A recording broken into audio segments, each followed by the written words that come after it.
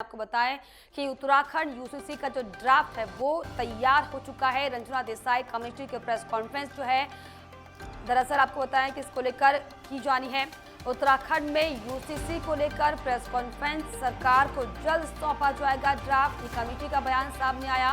सभी धर्मों के लोगों से दरअसल यूसीसी पर राय ली गई है, ये भी कमेटी ने कहा, और सभी राजनीतिक दलों से भी दरअसल राय ली गई, जिसके बाद ये फैसला लिया गया है कि यूसीसी को दरअसल अलग अलग राज्यों में लागू किया जाना चाहिए। उसको लेकर आपको बताएं कि उत्तराखंड में यूसीसी के ड्राफ्ट को लेकर दिल्ली में हालांकि बैठक भी की जा रही थी। इसको लेकर प्रेस कॉन्फ्रेंस की गई है, जिसमें साफ तौर पर यह बयान कमेटी ने दिया है कि सभी राजनीतिक दलों से राय ली गई है और साथ ही साथ लोगों से भी फीडबैक लिया गया है।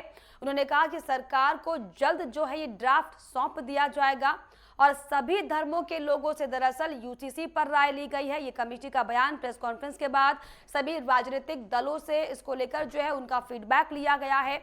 तो उत्तराखंड यूसीसी का ड्राफ्ट जो है वो लगभग जो है बनकर तैयार हो गया है। मसौदा जो है वो तैयार कर लिया गया है और इसको लेकर अब सिर्फ और सिर्फ इम्प्लीमेंट करने की बारी। और इसको लेकर तमाम जो बैठकों का दौर है वो लगातार जारी है। और इसी कड़ी में आपको बताते चले कि आज दरअसल दिल्ली में प्रेस कॉन्फ्रेंस की गई है, जिसमें कमेटी का साफ तौर पर यह बयान आया है। विधि आयोग की जो प्रेस कॉन्फ्रेंस थी, आपको बताएं कि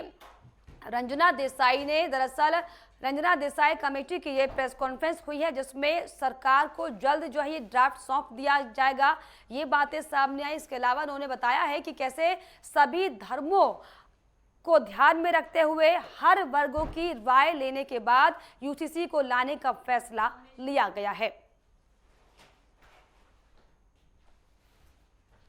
तो रंजना देसाई की कमेटी की आपको बताएं कि दरअसल प्रेस कॉन्फ्रेंस हुई है, जिसके बाद बयान जारी किया गया। उन्होंने साफ तौर पर बयान देते हुए ये कहा है कि सभी राजनीतिक दलों का जो है इसमें सम्मान करते हुए उनकी राय को लिया गया है, फीडबैक लिया गया है और हर वर्ग के लोगों को जो है उनको भी इसमें शामिल किया गया कि उन्हें क्या ऐसे कानून से आपत्ति होगी, चाहे वो हिंदू हो, चाहे वो मुस्लिम हो, चाहे वो सिख हो, चाहे वो ईसाई हो, सभी धर्मों के हित को ध्यान में रखते हुए दरअसल हालांकि सरकार ये कह रही है कि इस कानून को लाया जा रहा है। हालांकि इसको लेकर लगातार वाद विवाद जो है वो जारी है, लेकिन इसी कड़ी में आपको बताते चले कि आज दरअसल खास प्रेस कॉन्फ्रेंस का आयोजन किया गया, जिसमें रंजना देसाई कमेटी की प्रेस कॉन्फ्रेंस हुई है। इसको लेकर बयान सामने आया है कि सरकार को अब जल्द ही जो ड्राफ्ट बन चुका है वो सरकार को सौंप दिया जाएगा।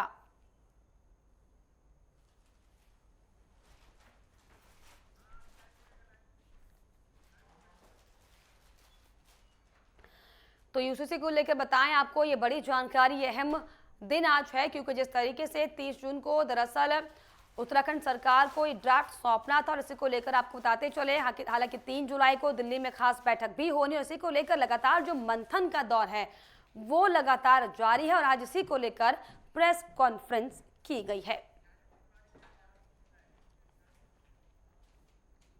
और इसी पर खास जानकारी के लिए देहरादून से हमारे सहयोगी ज्ञानेंद्र हमारे साथ जुड़ गए। ज्ञानेंद्र, जिस तरीके से यूसीसी पर अब सबकी निगाहें टिकी हुई है, इस ड्राफ्ट पर आखिर क्या कुछ होगा, किस तरीके का ब्लूप्रिंट जो है वो बनाकर तैयार किया गया है, क्या इसको लेकर कोई जानकारी मिल पा रही है कि किन किन पॉइंट्स को इसमें रखा गया है, क्या क्या बातें कही गई हैं, क्या क्या कानून में लागू किया जाएगा, ऐसा कुछ? बिल्कुल देखा जाए तो यूसीसी को लेकर जिस तरीके की कवायद उत्तराखंड सरकार की तरफ से की गई थी, कमेटी का जो गठन किया गया था जस्टिस रंजना देसाई की नेतृत्व में, और ऐसे में आज उनकी तरफ से एक प्रेस कॉन्फ्रेंस की गई है दिल्ली में। साफ तौर पे अगर हम देखें तो विशेष तौर पे प्रदेश के अंदर 40 विभिन्न स्थानों पे जो बैठकें हुई हैं विभिन्न वर्गों के साथ, जिसमें कि जन संवाद किया गया है और ऐसे में लोगों से राय ली गई थी, उसको कहीं ना कहीं उसका जिक्र किया गया है प्रेस कॉन्फ्रेंस के जरिए। और ऐसे में विशेष तौर पे अगर हम देखें तो यूसीसी में जिस तरीके से कानून को लेके जो कहीं ना कहीं लोगों से जो राय ली गई है, सभी वर्गों के लोगों से राय की गई है, यानी कि सभी उत्तराखंड के अंदर रहने वाले सभी धर्मों के कहीं ना कहीं लोगों से जो राय ली गई है। और विशेष तौर पे ये कोशिश की गई है कि सबकी जो सहमति सभी वर्गों की वो इनमें बनने वाले कानूनों को लेके हो। और ख़ास तौर पे अगर हम देखें तो ये कानून अगर बनता है तो विशेष तौर पे अगर हम देखें तो सभी लोगों के लिए एक तरीके का जो कानून है वो लागू होगा, जिससे कि अगर हम देखें तो जो अगर हम देखें तो संपत्ति के बंटवारे का मामला हो, हाँ। उसमें महिला जो लड़कियां होती हैं, पुरुष होते हैं, सबको बराबर का जो हक है यहाँ मिलता हुआ नजर आएगा। दूसरी तरफ सभी धर्मों के महिलाओं को तलाक से संबंधित, शादी ब्याह से संबंधित जो कानून है उसमें एक समान अधिकार दिया जाएगा। इस तरीके की जो जानकारियां हैं वो मिल रही हैं। खासतौर पे अगर हम देखें तो इस कानून को लेकर लंबे समय से भाजपा की सरकार की तरफ से कवायद की जा रही थी और ऐसे में उत्तराखंड के अंदर इसे माना जा रहा है कि अगस्त के महीने में इसे लागू किया जा सकता है और ऐसे में जो ड्राफ्ट तैयार हो गया है उसकी जानकारी आज रंजना देसाई की तरफ से दी जा रही थी।